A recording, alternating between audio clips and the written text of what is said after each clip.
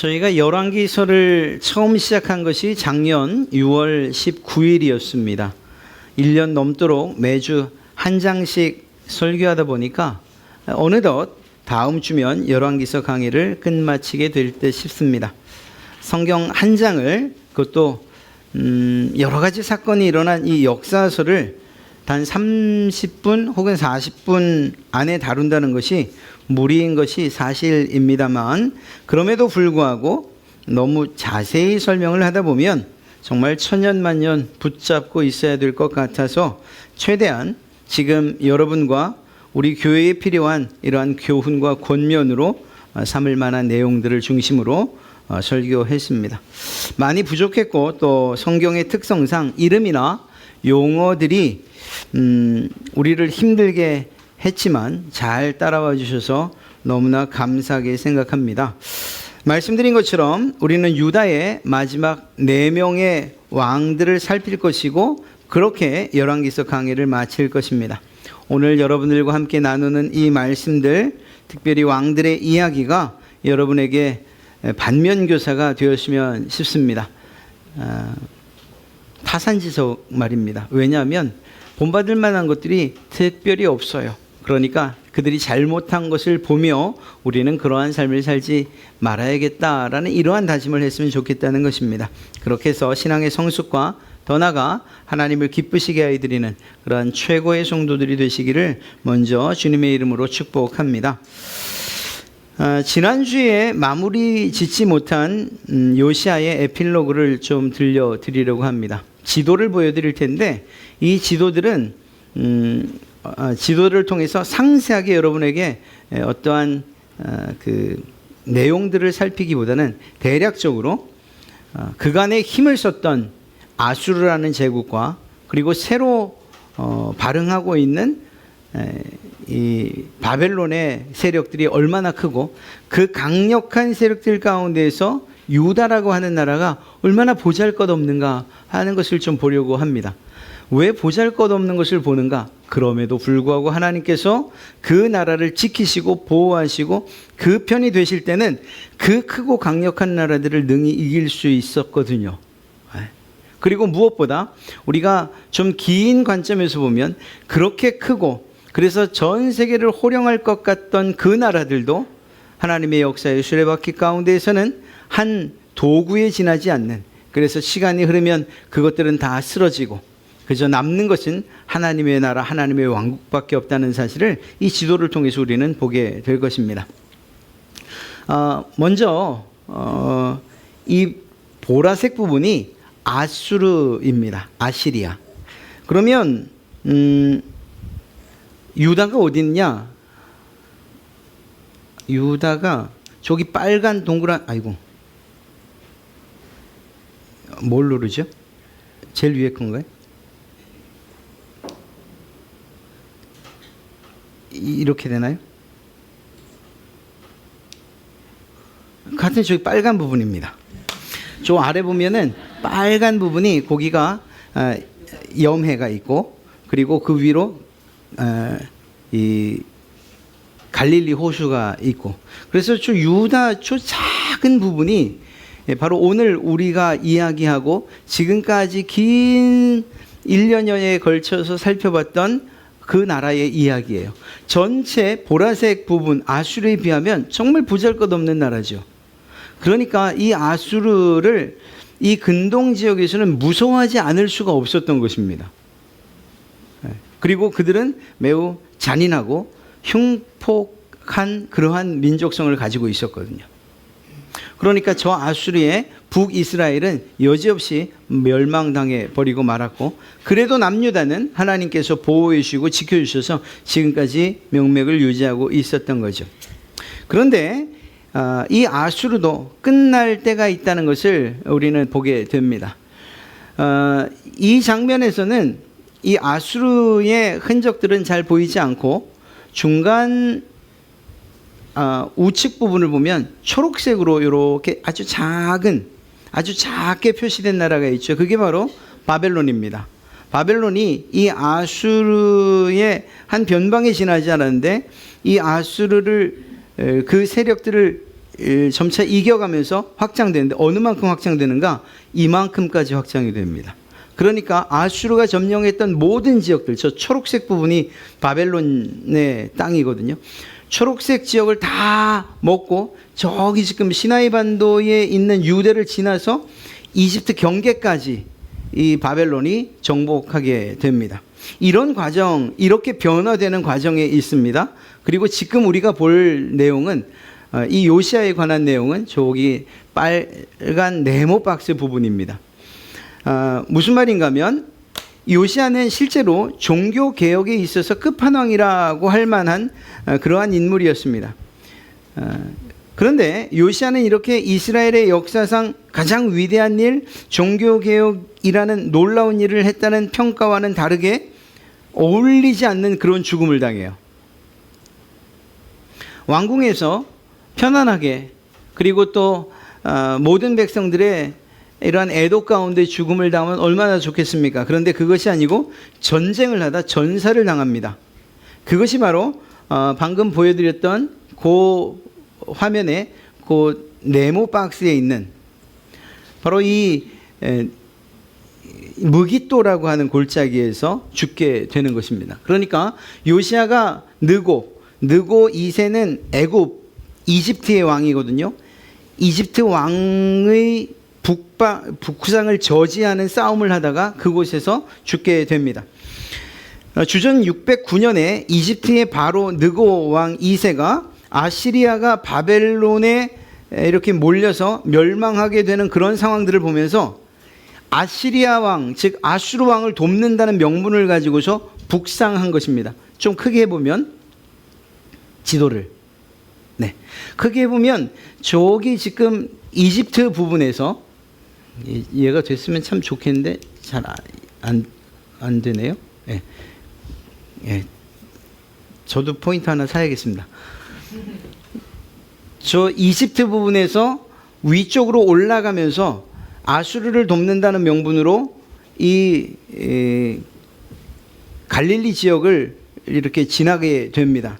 지나면서 그러면서 유브라데강 쪽으로 진행을 하려고 하는데, 그런데 이때에 그의 목적은, 그러니까 애굽의 느고 왕의 목적은 분명했습니다. 바벨론을 견제하고 동시에 이참에 아수르는 차치하고 이집트가 이 위쪽으로 좀 힘을 좀 키워보자, 이런 마음으로 명분은 아수르를 돕는다는 것이었지만 바벨론을 견제하려는 그러한 목적으로 위로 올라갔던 것입니다. 그래서 저 팔레스틴 지역을 통과하면서 그 지역에 있는 모든 땅들 그리고 그 나라들을 거쳐가는 거죠. 그런데 문제는 무엇이었냐면 이때 이 요시아 왕이 느고 왕의 이 북방 진출을, 북상하는 이 군대를 가로막은 것입니다. 안타까운 건 무엇인가 하면 성경을 가만 읽어보면 하나님께서 이 느고 왕의 북상을 허락하셨다는 거예요. 그러니까 이집트가 올라가서 이 바벨론과 싸우는 이 일을 허락하셨다는 것입니다. 그런데 어떤 이유에서인지 모르지만 요시아는 이 느고의 북상을 막습니다. 그리고 무기또에서 그러한 올라오는 이 이집트 군과 싸우다가 그곳에서 그만 전사하게 된 것입니다. 왜냐하면 유다군은 보시는 바와 같이 아주 작은 나라예요. 정말 작고 또 작은 나라예요. 이집트에 비해서도 비할 바 없는 아주 작은 나라일 뿐입니다. 이집트의 적수가 될 수 없었죠. 결국 이 전쟁에서 목숨을 잃습니다. 왜 이렇게 무모한 짓을 했을까 하는 것, 다시 말씀드리지만 하나님의 뜻이 분명히 느고의 출정, 느고의 북상에 있었음에도 불구하고 그러한 사실들을 경고하는 선지자의 경고에 그것을 무시하고 결국은 이 이집트와 싸우다 죽었다, 이렇게 이야기를 합니다. 그러니까 너무 안타까운 거죠. 그렇게 크고 위대한 일을 했는데 이렇게 허무한 죽음을 맞이했으니까 말입니다. 어찌되었거나 이렇게 허무하게 요시야가 죽은 후에 유다의 멸망까지 총 4명의 왕이 통치를 합니다. 그 기간이 불과 23년에 불과합니다. 4명의 왕 이름은 여호아하스, 여호야김, 여호야긴, 시드기야. 이 모두 합해도 23년에 지나지 않습니다. 보시는 것처럼 여호아하스는 3개월, 여호야김은 11년, 여호야긴 3개월, 시드기야 11년. 이 사람들이 어떤 사람들인가는 빨간색으로 표시를 했는데요. 요시야의 둘째 아들 여호아하스가 요시야를 이어서 왕이 됩니다. 그리고 3개월 뒤에 첫째 아들인 여호야김이 다시 왕이 됩니다. 그리고 11년 뒤에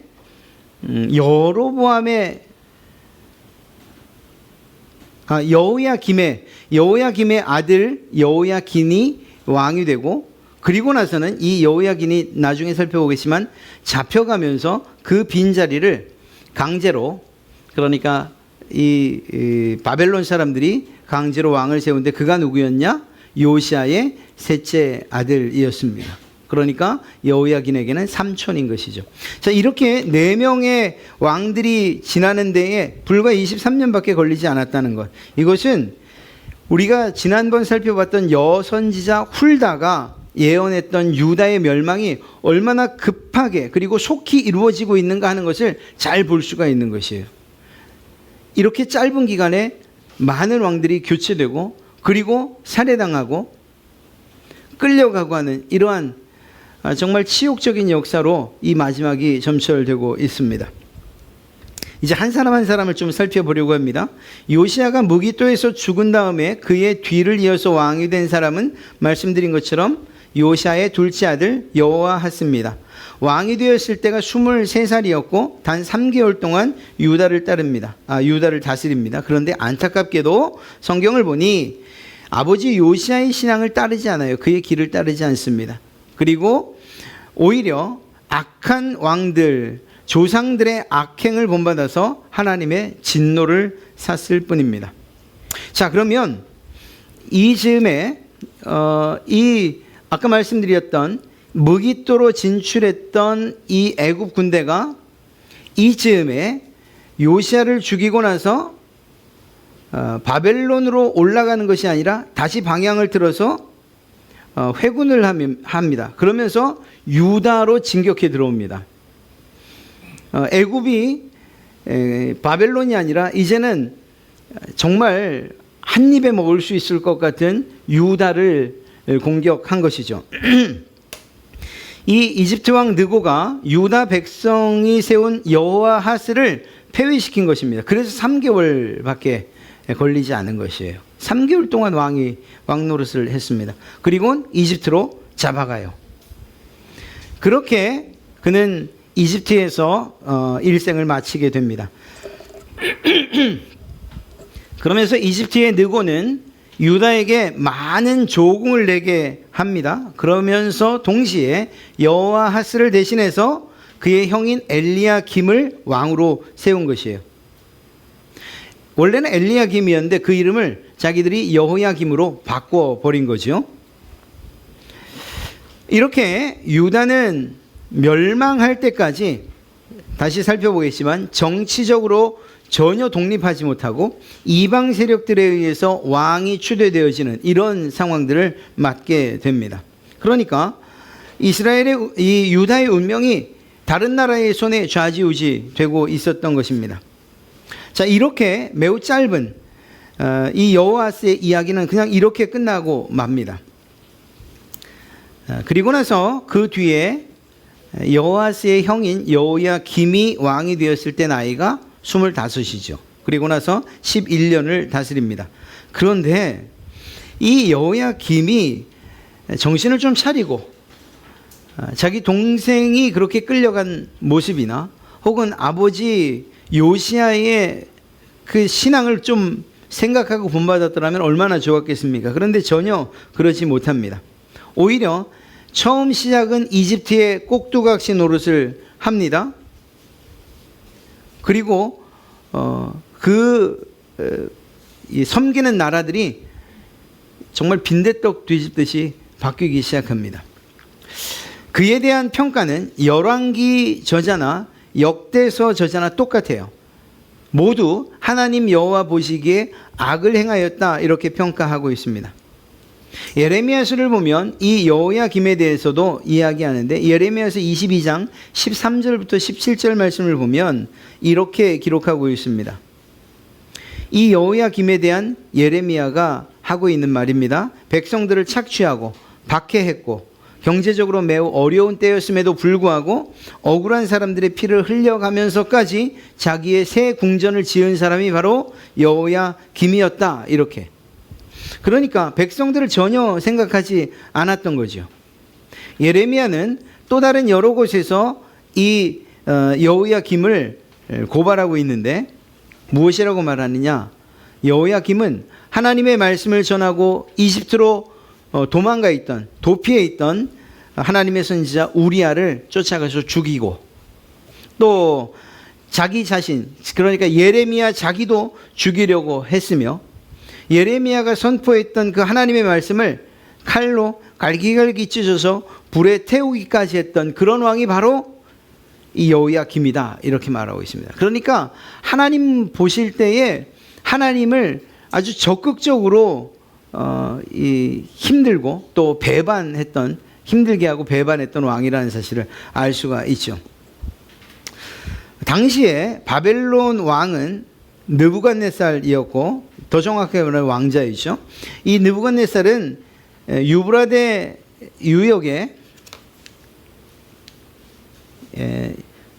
조 부분에 여기 저 유브라데 부분이죠. 예, 그 부분에 저 초록색 부분입니다. 그 부분에서 이제 이집트와 전쟁을 하게 됩니다. 바로 갈그미스라고 하는 이건 뭐 세계사에서도 유명한 전투이죠. 갈그미스 전투. 이 갈그미스라고 하는 곳에서 전쟁이 일어나는데 아수르의 이 패잔병들 그리고 이집트의 느고가 연합을 합니다. 이집트와 힘을 잃어가는 아수르가 서로 연합을 하고 누구와? 바로 바벨론과 싸웁니다. 그런데 여기에서 바벨론이 아주 큰 대승을 거두게 됩니다. 그렇게 해서 이 갈그미스 전투로 인해서 아수르는 완전히 사라져버리고 말아요. 완전히 없어지고 패배한 이집트는 이제 자신의 나라로 돌아가게 되죠. 이때 바벨론의 세력이 어느 만큼이었나? 말씀드린 것처럼 저기 이집트 경계까지 거기까지 이 바벨론의 영향력이 끼치게 됩니다. 자, 이런 과정 가운데서 유다는 아까는 올라오는 이집트에게 치였는데 이번에는 어떻게 될까요? 내려가는 바벨론에게 또 치이게 됩니다. 이렇게 느부갓네살이 유다를 쳐들어오자마자 여호야김이 항복을 합니다. 그리고 바벨론의 충성을 맹세해요. 아까는 애굽의 충성을 맹세했는데 이제는 바벨론의 충성을 맹세해요. 그리고 나서 그것으로 끝난 것이 아니라 느부갓네살의 요청에 따라서 예루살렘 성전 안에 있던 온갖 기구들을 다 빼앗아 그것들을 다 바쳐 바벨론으로 옮겨가게 됩니다. 다니엘과 세 친구를 비롯한 왕족, 귀족 등 이들이 이때 처음으로 그래서 여호야김 11년을 통치했던 여호야김 시대에 바벨론 1차 포로가 일어납니다. 바벨론으로 많은 사람들이 포로로 잡혀간 거예요. 이때 다니엘과 세 친구, 왕족, 귀족들이 모두 끌려가게 됩니다. 히스기야에게 선포됐던 이사야의 예언이 성취된 것이죠. 이렇게 여호야김은 3년 동안 바벨론을 군주로 섬깁니다. 그런데 그러다가 다시 반역을 해요. 바벨론을 다시 반역해요. 이유가 있었습니다. 왜냐하면 바벨론이 주전 601년에 이집트를 공격했는데 이때 이집트가 바벨론을 상대로 승리를 거둡니다. 바벨론이 아까도 지도에서 보셨지만 굉장히 먼 길을 와야 되기 때문에 저 바벨론에서부터 이집트까지 오는 길이 가깝지 않지 않습니까? 그러니까 이런저런 이유로 패배를 당하게 됩니다. 그런데 이렇게 이집트 원정에 바벨론이 실패한 것을 보면서 여호야김이 이렇게 생각한 겁니다. 내가 바벨론을 거역하면, 바벨론을 반역하면 혹시 이집트로부터 어떤 도움을 받을 수 있지 않을까 하는 이런 생각을 한 것입니다. 그런데 사실은 그곳에서 신승을 하긴 했지만, 그런데 이집트가 바벨론을 이기거나 혹은 자기의 땅을 영토로 회복할 수 있을 만한 그런 이 근동 지역으로 치고 올라올 만한 힘은 전혀 없었어요. 잘못 판단한 것이죠. 그래서 이때 다시 애굽의 편에 섭니다.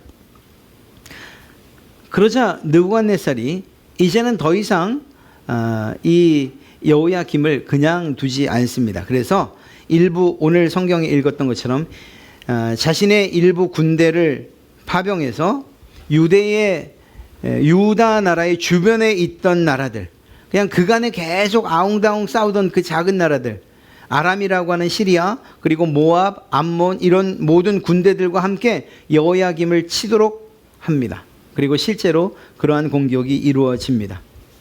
그렇게 예루살렘에서 포위당한 채 여호야김은 죽습니다. 여호야김은 그런 면에서 볼 때에 신앙적으로도 하나님 앞에 올바르지 못했을 뿐만 아니라 정치적으로도 정말 오판을 한, 지혜롭지 못한 그러한 사람이었던 거죠. 이 결과로 결국 유다는 엄청난 위기와 혼란에 빠지게 됩니다. 이어서 누가 왕이 될까요? 네, 여호야김의 아들인 여호야긴이 18살의 왕이 됩니다. 그는 3개월 동안 다스립니다. 답답한 게 이거예요. 아니, 아버지가 그렇게 사는 것 봤으면, 할아버지가 그렇게 되는 것 봤으면, 증조 할아버지가 그렇게 위대한 왕인 걸 알았으면, 그러면 좀 정신 좀 차리면 얼마나 좋겠습니까? 그런데 이 사람 역시, 이 여호야긴 역시 여호와 보시기에 악을 행합니다. 여호야긴은 그냥 자발적으로 힘 있는, 그 당시에 가장 힘 있는 바벨론의 왕에게 찾아가 항복합니다. 어머니와 여러 신하들을 거느리고서 말입니다. 바벨론 왕은 이런 정말 손 안 대고 코 푸는 것 같은 이런 격인, 그래서 유다를 통으로 먹을 수 있는 이런 상황들이 그냥 너무 쉽게 벌어진 것이죠. 그래서였는지 모르지만 여호야긴과 왕족들을 매우 후하게, 그리고 관대하게 대합니다. 이때에도 바벨론 왕은 여호야긴을 포함한 많은 사람들을 바벨론으로 잡아갑니다. 그리고 성전과 궁에 있던 많은 보물들 역시 빼앗아 갑니다. 이때 솔로몬이 만들었던 성전의 금 그릇들도 다 깨버렸다, 이렇게 이야기하고 있죠. 느부갓네살이 얼마나 많은 사람들을 끌고 갔는가.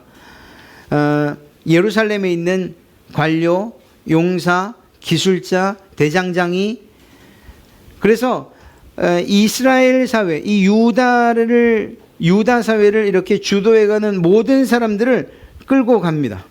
쓸만한 사람들은 모두 바벨론으로 끌고 갔기 때문에 성경 저자는 뭐라고 말하느냐? 그 땅에는 비천한 자 외에는 하나도 남지 않았다. 14절 말씀을 보면 그렇게 기록되어 있습니다. 그가 또 예루살렘의 모든 백성과 모든 지도자와 모든 용사 10,000명과 모든 장인과 대장장이를 사로잡아가매 비천한 자 외에는 그 땅에 남은 자가 없었더라. 예루살렘에 남은 사람들은 그냥 힘없고 또 연약한 사람들 뿐이었어요. 그러니까 완전히 멸망했다, 이렇게도 틀리지 않은 것이죠. 이때 이 무리에 섞여서 끌려갔던 선지자 가운데 한 명이 바로 이 에스겔입니다. 에스겔도 이때 끌려가죠. 유다의 유능한 사람들이 이처럼 많이, 거의 대부분 이렇게 끌려가고 나니 남은 예루살렘은 말 그대로 가난과 그리고 또 황폐해지는 그 속도가 점점 빨라질 수밖에 없었던 것입니다. 말씀드린 것처럼 여호야긴도 이때 자기 어머니와 함께 끌려가죠. 그러면서 바벨론은 이 빈 왕의 자리에 시드기야, 요시야의 셋째 아들을 왕으로 세웁니다. 요시아에 대한 이야기는 저희가 다음 주에 다시 살펴볼 것입니다. 요시아가 아니라 시드기야에 대한 이야기를 다음 주에 살펴볼 텐데 그렇게 기대할 만하지는 못해요. 왜냐하면 시드기야가 마지막 왕이 되기 때문입니다. 이렇게 유다 역시 그 바벨론에 의해서 멸망하게 됩니다. 물론 저희가 다음 주에 살피게 될 내용 가운데에 우리는 분명한 하나님의 계획을 보게 되고 그 내용이 성경에 잘 담겨 있어요. 그것은 우리가 다음 주에 살필 것이고, 오늘 이야기한 이런 유다의 마지막 왕들의 이야기를 살피면서 공통점이 있어요. 시드기야 포함해서 모두 하나님 보시기에 악을 행했다라는 것입니다. 그리고 그들의 판단은 놀라울 만치 오판이었어요. 아니, 더 정확히 말하면 오판이라기보다는 의지해야 될 것들, 그리고 기대해야 될 그러한 분명한 대상을 착각하고 있었어요.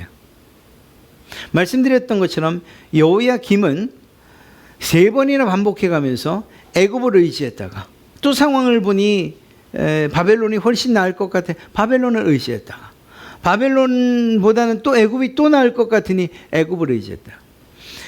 여호야김의 생각에서는 이거 정치적으로 생각할 때 우리나라가 살아갈 수 있는, 우리나라가 유지될 수 있는 유일한 방법이다라고 아마 생각을 했을 것입니다. 그런 점에서 이러한 정치적인 판단, 외교적인 판단을 했을 거예요. 그러나 그것이 얼마나 의미 없는 일인가 결과로 우리는 알 수 있는 것이죠. 첫째로 하나님께서 계획하신 그 진노의 계획을, 유다 멸망에 대한 그 선언을 이들은 무시해서는 안 됐어요. 하나님의 계획은 우리가 어떠한 인간적인 노력을 한다 해도 그 계획은 반드시 성취되기 때문입니다. 이것은 믿는 우리에게도 경고가 되지만 우리가 힘을 얻는 이야기이기도 합니다. 우리가 세상을 살아가면서, 기독교인으로서 또 성도들로서 세상을 살아가면서 받는 여러 가지 조롱이나 수치가 있어요. 믿는다는 이유 하나 때문에 말입니다. 여러분들이 무엇인가 잘못하고 실수를 하고 죄를 지어서 받는 고통, 그건 말고 그건 그냥 받으세요. 그게 아니고 그냥 믿는다는 이유 하나 때문에 어려움과 고통과 또 힘든 일들을 만난다. 그러면 그것 때문엔 적어도 낙심하지 마시라는 거예요. 왜냐하면 하나님께서 당신의 백성들, 그리고 당신의 나라를 이렇게 멸망시키면서까지, 물론 결국은 회복을 선언하시고 그것을 이루어 주시지만, 그렇게까지 하나님의 뜻을 관철시켜 나가시는 그 모습을 보면 하나님께서 여러분들과 하신 그 약속, 너희가 고통을 당하고 또 어려움을 당하지만 그러나 내 편에 서 있으면, 예수 그리스도를 믿으면, 그러면 내가 너희를 구원하겠다, 너희에게 영원한 천국과 그리고 영원한 새하늘과 새 땅을 너희에게 주겠다고 하신 그 약속이 지금 이러한 어려움들을 능히 이긴다는 거예요. 여러분들이 당하고 또 여러분들이 힘든 그 많은 일들 하나님께서 모르시는 것이 아니라 그것은 마침내 여러분들이 누리게 될 영광과 좋게 비교할 수 없는 것들일 뿐이라는 것이죠. 그러니까 기운 내시고 또 세상을 향해 당당하실 이유가 있다는 거예요. 믿는 것 때문에 때론 조롱을 당하고 또 핍박을 당하고 안 좋은 소리를 들으면 오히려 감사하십시오. 내가 받을 만한 일들을 받고 있구나. 하나님이 말씀하신 것이 바로 이것이구나. 그러나 내가 이것 때문에 좌절하거나 낭망하지는 않을 것이다. 왜? 하나님께서 내게 주신 약속이 있으니까. 이스라엘 백성들, 당신의 백성들을 이렇게 정말 멸망시키는 것, 그 가슴 아픈 일도 하나님께서 하셨다면, 그렇다면 원수들을 무찌르시고 당신의 편을 높이시는 하나님의 백성과 그 자녀들을 영광 가운데로 이렇게 높이시는 그 일들을 어떻게 기쁘게 하지 아니하실 수 있겠는가? 그러니까 우리가 이러한 하나님의 이러한 심판과 진노의 과정들을 보면서 우리는 오히려 용기를 얻을 수 있는 거예요. 하나님의 심판은 이중성이 있습니다. 이중성. 죄인과 악인에 대해서는 하나님이 진노로 심판하시지만, 그러나 하나님의 편에 서 있고 선한 자들, 그리고 하나님의 말씀대로 순종한 자들에게는 보상으로 베푸시는 그러한 심판이거든요. 그러니까 우리는 지금 이러한 어려움 때문에, 예수 믿는다는 것 때문에 당하는 이 문제들 때문에 낙심하거나 좌절할 이유가 없어요. 제 개인적인 이야기를 해서 정말 죄송합니다. 지금 제 친구 목사가, 문영 목사가 미국에 가 있어요. 나 좀 데리고 가지. 혼자 갔어요. 다른 건 아니고 사모님을 여의고, 그리고 그 처제가 미국에 사는데 그 조카들, 그러니까 목사님 아이들을 초청한 거예요. 위로차 했을 겁니다. 그런데 핑계는, 야, 너 혼자 가서 미국에서 운전하기 힘드니까 내가 운전해 주마, 같이. 이 핑계를 대고 자기도 자기 표를 사고 간 거예요. 갔는데 드리려고 하는 말씀은, 어제 페이스북에 글을 올렸는데 그 아내의 죽음에 대한 이야기를 올린 거예요. 그간에 너무 힘들었던 것이 맞죠. 그런데 누군가가 그에게 한마디를 한 겁니다. 사실 이 말은 제가 여러분에게 매번 하는 얘기예요. 그래서 제가 속으로 생각했죠.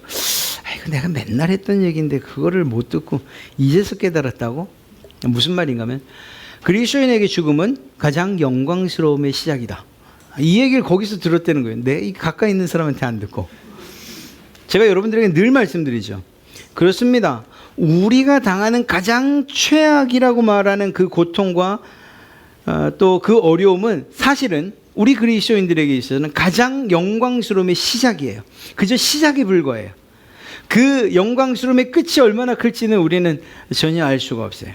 그러니까 우리는 실제로 가장 두렵게 하는, 우리를 가장 두렵게 하는 죽음조차도 능히 이겨낼 힘이 있는 사람들이라는 것입니다. 그러니까 오늘 말씀을 보면서 하나님의 계획이 그러하다면 우리가 지금 이 세상을 힘있고 그리고 당당하게 살아갈 이유가 있구나, 이렇게 여기셔도, 그렇게 믿으셔도 됩니다. 한 가지 더 말씀드린다면, 이 여호야김이야말로 세상 눈치 보다가 멸망한 왕이에요. 그냥 순간순간 힘이 있어 보이는 사람들을 의지했던 거예요. 그것이 자기 나라를 위한 일이든 아니면 자기의 개인 정말 목숨을 구걸하는 일이었던 간에, 때론 애굽, 때로는 바벨론, 다시 애굽, 이렇게 팥죽 끓듯이 그의 마음이 변한 것은 무엇인가? 그의 눈에 보기에 좋은 대로, 자신의 생각대로 판단했기 때문입니다. 여러분이 이런 상황이었다면 애굽을 의지하겠습니까? 바벨론을 의지하겠습니까? 아니면 이 모든 세계를 통치하시고 다스리시는 하나님을 의지하시겠습니까? 당연한 일이죠. 아니, 어떻게 그것을 모르냐는 거예요, 여호야김이. 하나님을 의지했더라면 세상 눈치 보지 아니하고 오히려 정말 당대에 하나님을 의지한 그 사건으로 말미암아 요시아가 받았던 그러한 축복을 누릴 수 있었을 텐데, 하나님이 아닌 사람 눈치 보고 사람 의지하고. 세상은 변할 수밖에 없어요. 애굽이 그렇게 힘 있는 것 같았는데 바벨론이 나타나고, 아수르가 그렇게 모든 세상을 호령하고 꺼지지 않을 것 같은 그러한 제국의 불을 밝혔었는데 웬걸요? 바벨론이 다시금 부흥하고 그 아수르는 흔적도 없이 사라져버리고 말았지 않습니까? 놀라운 일은 그런 강대국들은 다 사라져버리고 말았어요. 로마, 앞으로 우리가 이제 세계 역사 보시면 저 위대한 바벨론을 멸망시키고 결국은 그 힘이 로마로 오지 않습니까? 그럼에도 불구하고 로마도 다 사라졌어요. 다 사라졌어요. 그런데 아까 봤던 그 쥐 코딱지 많았던 유다, 그 팔레스틴 가나안 지역에 있었던 이스라엘은 지금도 살아있어요. 이유가 무엇이겠습니까? 하나님의 백성이고 하나님의 나라이기 때문이죠. 그렇다고 한다면 시편 기자가 이야기하는 것처럼 146편 3절 4절에서 도울 힘이 없는 인생도 의지하지 말지니 그의 호흡이 끊어지면 흙으로 돌아가서 그날에 그의 생각이 소멸하리로다. 도울 것 같아도 돕지 못한다는 거예요. 인생 의지하지 말라는 거예요. 사람 의지하지 말라는 것이죠. 그도 역시 호흡이 끊어지면 흙으로 돌아갈 자임에 그것 이상 아니라는 것입니다. 지금은 힘 있는 것 같고, 지금은 권세 있는 것 같고, 지금은 돈이 있는 것 같지만, 그러나 하루아침에 어떻게 될지 모르는 것, 그것이 인생이라는 사실입니다. 그런데 왜 그러한 인생을 의지하고 있느냐? 우리에게 이야기하고 있는 거죠. 이사야도 말합니다. 2장 22절에서 너희는 인생을 의지하지 말라. 그의 호흡은 코에 있나니 새말같이가 어디냐. 이거 따져 물을 일이 아니라 인생을 의지하는 것, 사람을 의지하는 것, 이거는 정말 하나님의 백성들에겐 좀처럼 도움이 되지 않는 일이다. 무너지는 담을 의지하는 것이고 썩은 동아줄을 붙잡는 것, 그것과 마찬가지다. 이렇게 성경은 우리에게 이야기하고 있습니다. 그리고 그렇게 사람을 의지하고 인생을 의지하고 눈치 살피던 여호야김의 최후를 우리는 말씀을 통해서 보았지 않습니까? 여기 붙으면 살 것 같고 저기 붙으면 살 것 같은데 결국은 끌려가게 되죠. 그리고 그렇게 안타까운 최후를 맞이하게 됩니다. 사랑하는 성도 여러분, 오늘 말씀 보면서 우리는 두 가지를 기억해야 돼요. 첫째는 이 모든 왕들의 공통점, 하나님 보시기에 악을 행했다는 것. 우리는 그렇게 살지 맙시다. 하나님께서 기뻐하시는, 하나님께서 원하시는 하나님의 말씀에 순종하는 그러한 삶을 살아야 될 것입니다. 비록 요시야가 그 마지막에 어이없는 죽음을 당했지만 그럼에도 불구하고 그는 위대한 종교개혁자, 이스라엘을 살린 왕으로 여전히 기록되고 있지 않습니까?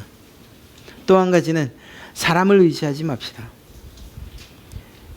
그 모든 것들을 통치하고 다스리시는 하나님께서 창조하신 모든 세계를 유지하고 보존하시는 그러한 하나님을 의지합시다.